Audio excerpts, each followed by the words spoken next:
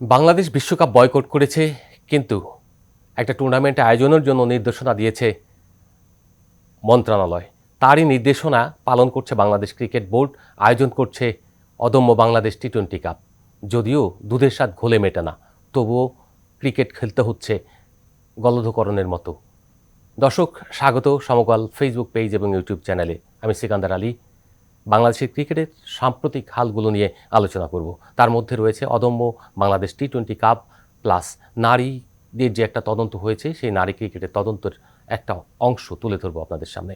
আপনারা জানেন বাংলাদেশ বিশ্বকাপ খেলছে না। কেন খেলছে না? নিরাপত্তার কারণ দেখিয়ে ভারতে খেলতে যেতে রাজি ছিল না, এবং আইসিসির সঙ্গে অনেক দিন দরবারের পর আইসিসি একেবারে কড়া নির্দেশনা দিয়েছিল বাংলাদেশকে খেলতে হলে ভারতেই খেলতে হবে। সেই খেলাতে আইসিসির সেই সিদ্ধান্তে রাজি হয়নি বাংলাদেশ, ফলে বিশ্বকাপ বয়কট করতে বাধ্য হয়েছে। শ্রীলঙ্কায় যদি দিত তাহলে আজকে কিন্তু বাংলাদেশ বিশ্বকাপ খেলতো। ক্রিকেটাররা সেই বিশ্বকাপ না খেলার যে মনোকষ্ট, সেই কষ্ট তারা চেপে নতুন করে একটা টুর্নামেন্ট খেলতে নামবে মিরপুর শেরে বাংলা স্টেডিয়ামে আজ থেকে। আজ মিন্স কাল, যেটা আমরা বোঝাচ্ছি 5 তারিখ থেকে। তো সেই 5 তারিখ থেকে 9 তারিখ পর্যন্ত যে টুর্নামেন্টটা হবে, সেই টুর্নামেন্ট দিয়ে কী লাভ হবে বাংলাদেশের? কোনো লাভ নেই। ক্রিকেটারদের খুব একটা লাভ হবে তা নয়, কিছু অর্থনৈতিক সাপোর্ট হয়তো তারা পাবে, কিন্তু সেই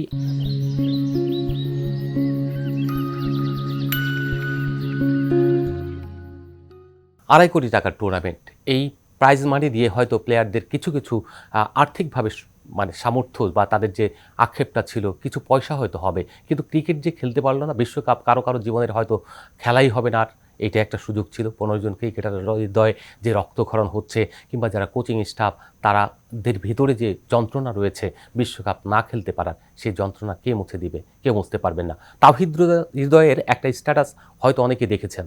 সেই স্ট্যাটাসের কথা যদি তুলে ধরা হয় তাহলে বোঝা যাবে একজন উপদেষ্টা অর্থাৎ আসিফ নজরুল বলেছিলেন যে ক্রিকেট হলো একটা দেশের হেজিমনি, আর আমাদেরকে ফুটবল উঠাতে হবে।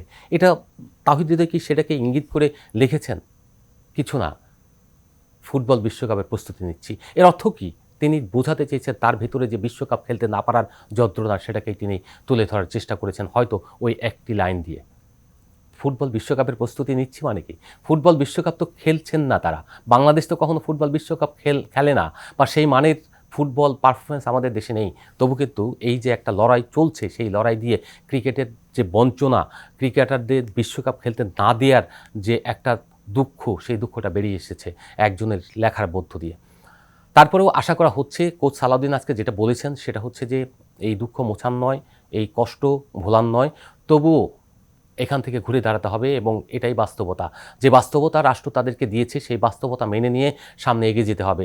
বাংলাদেশের এখন সামনে কি রয়েছে, এই সময়টা বাংলাদেশ ক্রিকেট বোর্ড চেয়েছিল সব ক্রিকেটারদের নিয়ে, অর্থাৎ ন্যাশনাল পুলে থাকা ক্রিকেটারদের নিয়ে আপনার ট্রেনিং সেশন করতে, অর্থাৎ ফিটনেস বাড়ানোর জন্য কাজ করতে। 7 তারিখ পর্যন্ত কাজ হতো, এরপর ছুটি, এবং বিশ্ব ভোট দেওয়ার শেষে তারা এসে খেলতো যে পিসিএল 4 দলের টুর্নামেন্ট করার কথা, ওয়ানডে টুর্নামেন্ট, সেই টুর্নামেন্টে তারা খেলার জন্য প্রস্তুতি নিচ্ছিলেন। কারণ হচ্ছে ওই টুর্নামেন্ট খেলে 2 তারিখে তারা শেষ করতো, এবং সেখান থেকে পাকিস্তানের বিপক্ষে 12, 14 এবং 16 তারিখ মার্চ যে ওয়ানডে সিরিজটা হবে, এই সিরিজটা খুবই গুরুত্বপূর্ণ। বিশ্বকাপ 2027 ওয়ানডে বিশ্বকাপ, সেই ওয়ানডে বিশ্বকাপে সরাসরি খেলার জন্য, যোগ্যতা অর্জন করার জন্য র্যাঙ্কিং উন্নতি করতে হবে।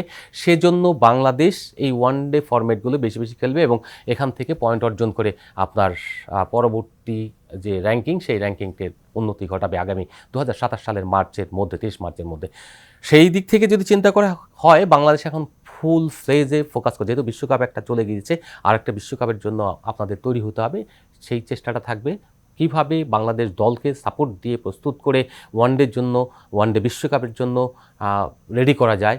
সেই চেষ্টাটা যত বেশি করা যায় সেটাই ভালো। কিন্তু সেদিক থেকে যদি আপনি এই নকল নবিশ, আপনি যদি টি-20 টুর্নামেন্ট করেন, কিংবা বিশ্বকাপের অন্তরালে, মানে বিশ্বকাপকে আড়াল করার জন্য বা বিশ্বকাপের ভাইবটাকে দমন করার জন্য আপনি এখানে টি-20 টুর্নামেন্ট করেন, লেজার শো করেন, কিংবা নাচ গান যাই করেন, তা দিয়ে আসলে কোনো কিছু হবে বলে মনে করে না কেউই।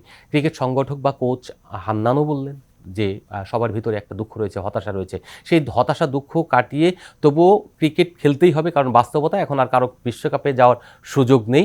সেই সুযোগ যেহেতু নেই, তাই বাস্তবতা মেনে নিয়েই সবাইকে এখন খেলতে হবে, এবং আগামী টি-20 বিশ্বকাপ শেষ হলে বাংলাদেশের যে পাকিস্তান খেলতে আসবে সেই পাকিস্তানের বিপক্ষে সিরিজটা দিয়ে বাংলাদেশ যেন ফুল ফ্লেজে ওয়ান ডে এবং টেস্ট যে চ্যাম্পিয়নশিপ রয়েছে সেই চ্যাম্পিয়নশিপের ম্যাচগুলোতে অন্তর্ভুক্ত হয় এবং তারা যেন ফোকাস করে 100% সেই চেষ্টাটা যেন থাকে, সেই প্রার্থনা আমাদের সবারই। এবং বাংলাদেশের ক্রিকেটে যারা কাজ করেন, বাংলাদেশের ক্রিকেটের স্টেক হোল্ডার যারা রয়েছেন সবাই সেই সাপোর্টটা দিবে, সেই প্রত্যাশা করা যেতে পারে।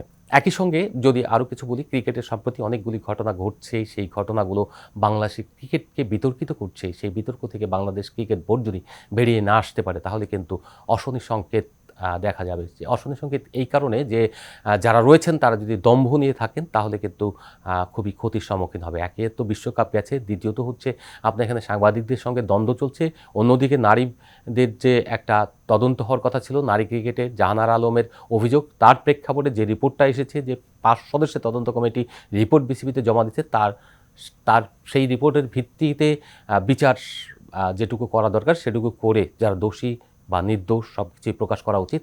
কারণ সামনে নারী বিশ্বকাপ রয়েছে, এই মাথার ভিতরে যদি এই যন্ত্রণা থাকে তাহলে কিন্তু বাংলাদেশের ক্রিকেটের আর একটা ক্ষতির সম্মুখীন হবে।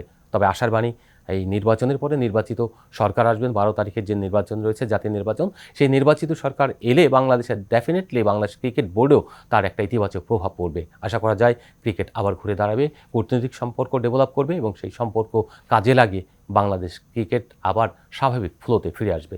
ধন্যবাদ, এখানে শেষ করছি।